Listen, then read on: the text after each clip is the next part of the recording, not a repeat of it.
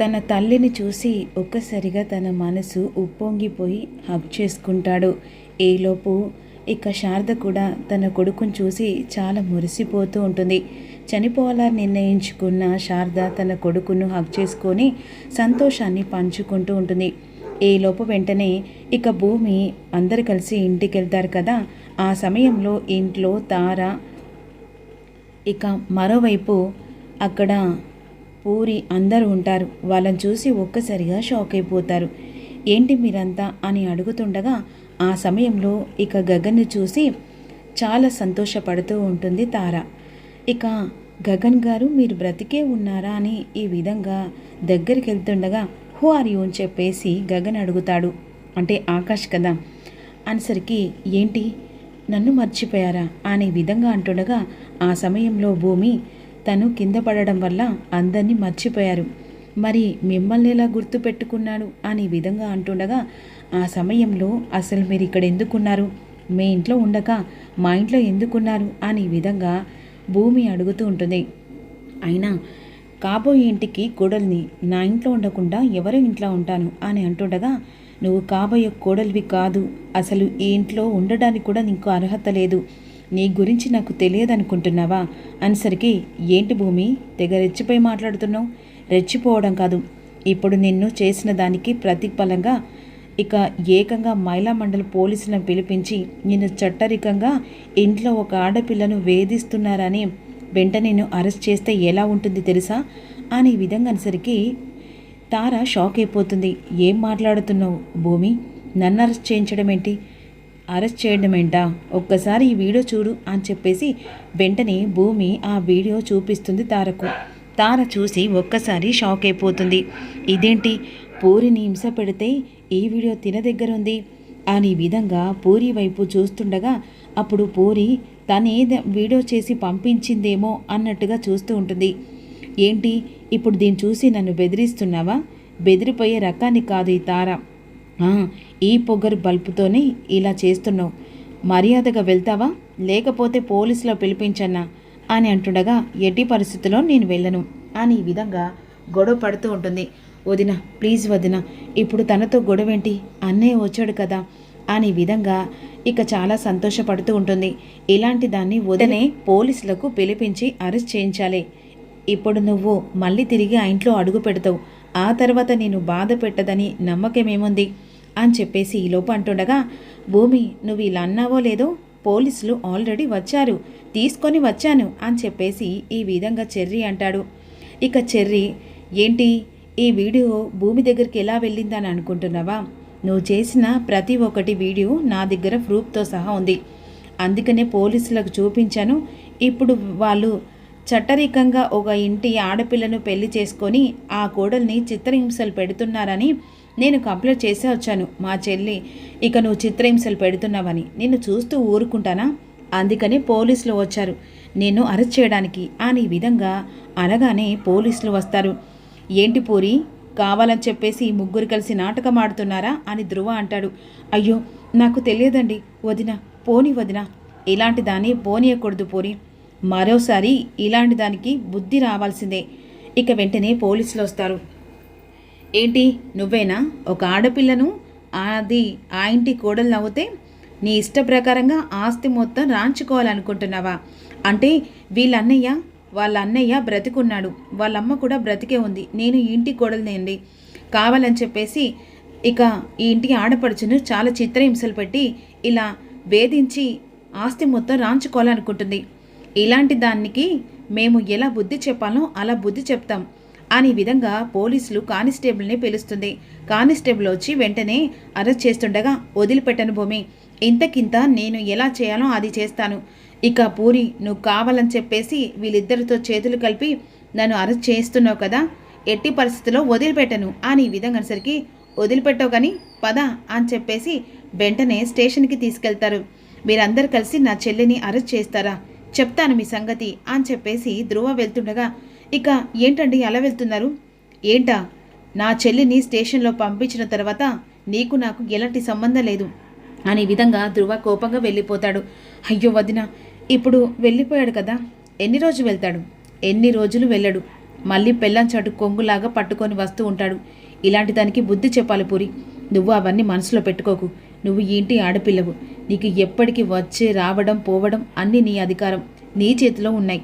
అలా అని చెప్పేసి ఏదో పరాయిన దానిలాగా ఉండకు అనేసరికి వెంటనే ఇక నన్ను క్షమించు వదినా అని చెప్పేసి ఒక్కసారిగా భూమి కాళ్ళ మీద పడిపోతుంది పూరి. ఏంటి, ఏం చేస్తున్నావు, పిచ్చి పట్టిందా అని చెప్పేసి అంటుండగా, లేదు వదిన, ప్రతిఫలంగా నేను అనుభవించాను. నీ నీ జీవితం మీద నేను దెబ్బ కొట్టాలనుకున్నాను. ఆ దెబ్బ ఇలా తగులుతుందని అస్సలు అనుకోలేదు. కర్మ వదిలిపెట్టదంటారు కదా, ఆ కర్మ బలం ఇప్పుడు అనుభవిస్తున్నాను. నువ్వు అలా అనుకోవడం చాలా పొరపాటు.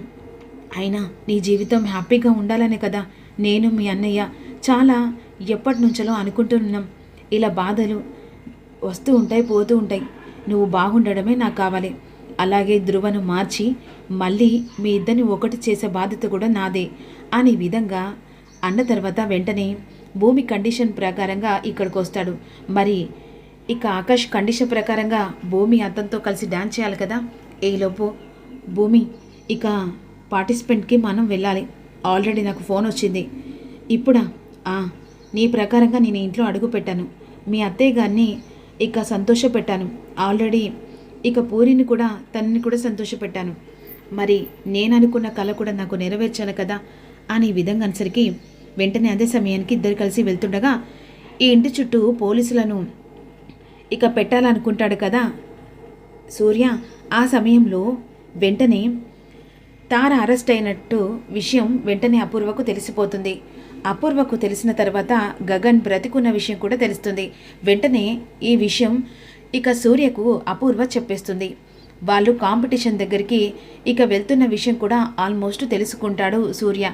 ఇక ఈలోపు భూమి అనుకున్నట్టుగా ఇక ఆకాష్ కళ తనతో కలిసి పార్టిసిపేట్ చేయాలని చెప్పేసి స్టేజ్ దగ్గరికి వెళ్ళిపోతుంది. తన పొట్టి డ్రెస్సులు వేసుకునేసరికి అన్కంఫర్టబుల్గా బాధపడుతూ ఉంటుంది. ఇప్పుడు ఈ డ్రెస్ మోడల్గానే ఇప్పుడు నువ్వు ఇక్కడ నాతో పాటుగా డాన్స్ చేయాలి అని విధంగా అనేసరికి సరే అని చెప్పేసి ఇక ఒప్పుకుంటుంది.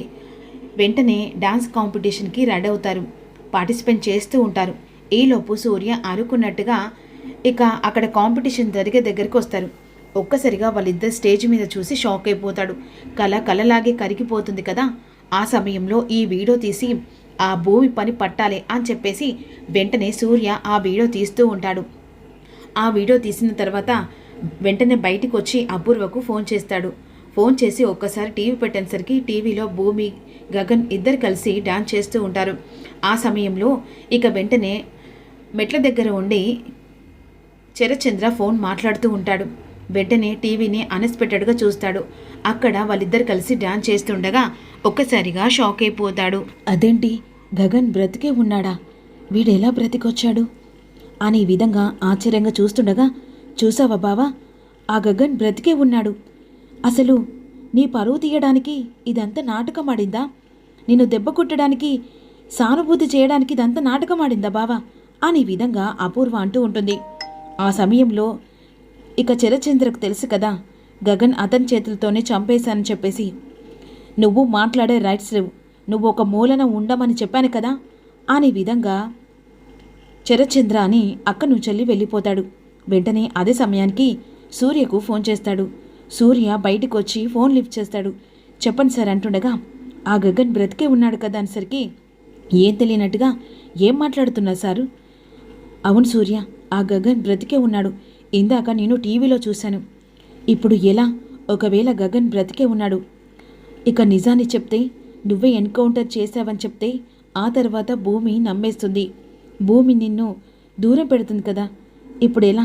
అసలు వచ్చింది గగన, లేకపోతే గగన్ రూపంలో ఉన్న వేరే అతనా?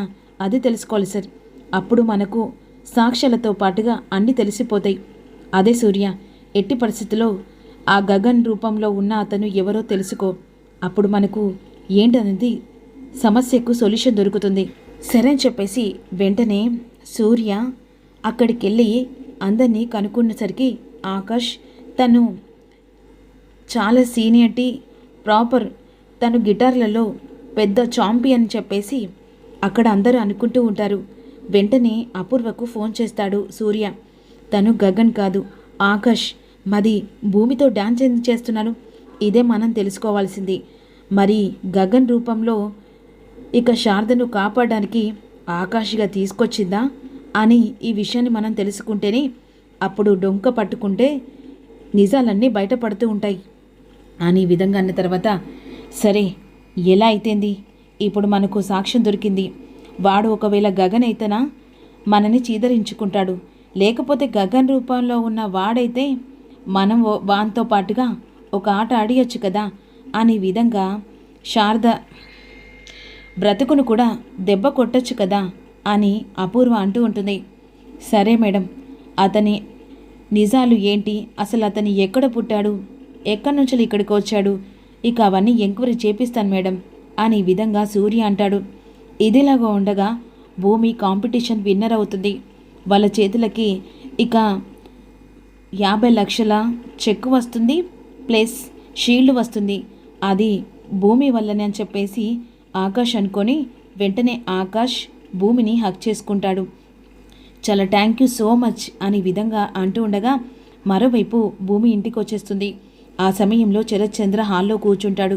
ఎక్కడికి వెళ్ళావమ్మా అని అడుగుతుండగా, బయటికి వెళ్ళా నాన్న, నిజం చెప్పు అనేసరికి నాన్న అని చెప్పేసి విధంగా అంటుంది.